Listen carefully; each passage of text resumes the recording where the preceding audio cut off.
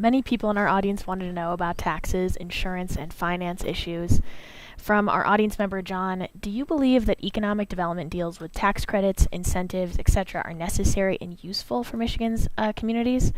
What's your position on tax incentives? Well, I'm a fiscal conservative. I'm for taxes, regulations, and spending that are under control, decreasing taxes whenever you can. I think this is important.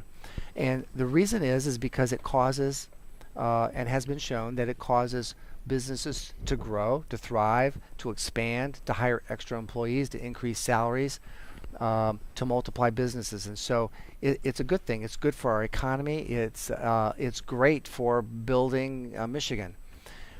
I want to just throw in a little bit of the educational component to that, because I think that as we talk about taxes and regulations and so forth, we're talking about actually workers. And again, that educational component of reading, writing, and being able to do simple math is so critically important to our economy.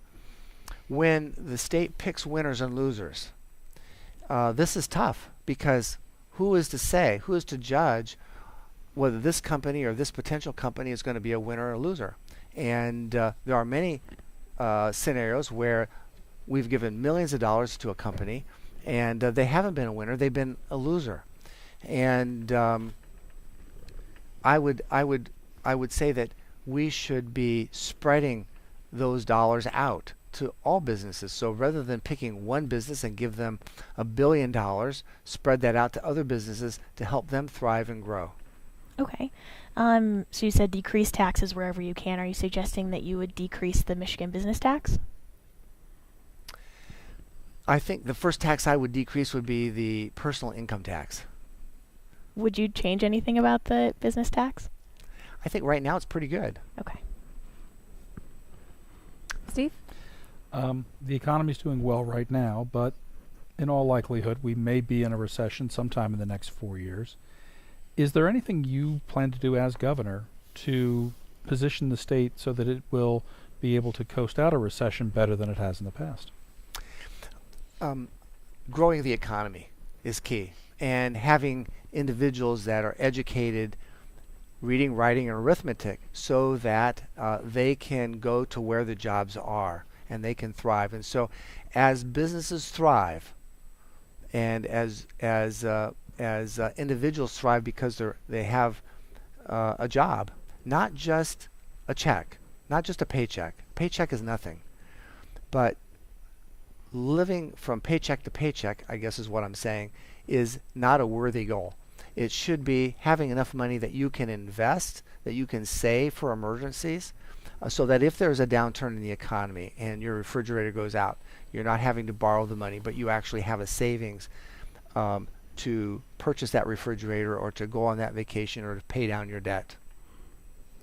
So is there any place in the budget you want to save some money for the state's new refrigerator, the state's next vacation, or any of the other things that the state needs to prepare for? Well, I think the rainy day fund is what that's for, and it's at $1 billion now, so that looks pretty good.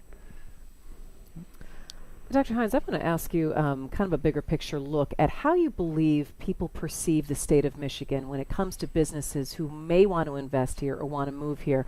We've seen a couple of high-profile bids. Foxconn ended up going to Wisconsin.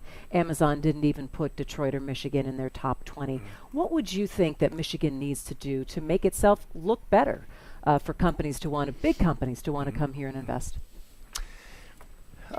Currently, we're shooing our families away from Michigan, and we're not attracting families and individuals to Michigan.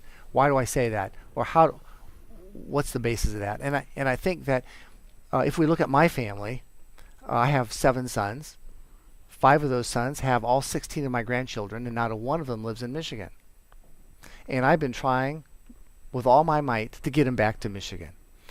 So what does it take for a family to move back to this state? Well, it takes a good job so that you're not living paycheck to paycheck. I believe it takes auto insurance that's not going to cost an arm and a leg. It takes infrastructure, roads that are not going to beat your car apart.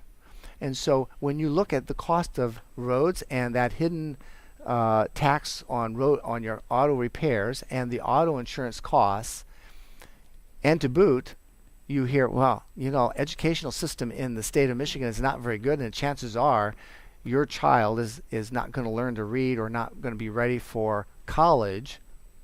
Then why would you come to Michigan? So if we want to attract businesses, Foxconn, Amazon, then we have to have an infrastructure, including education, that meets their needs. And we don't have that.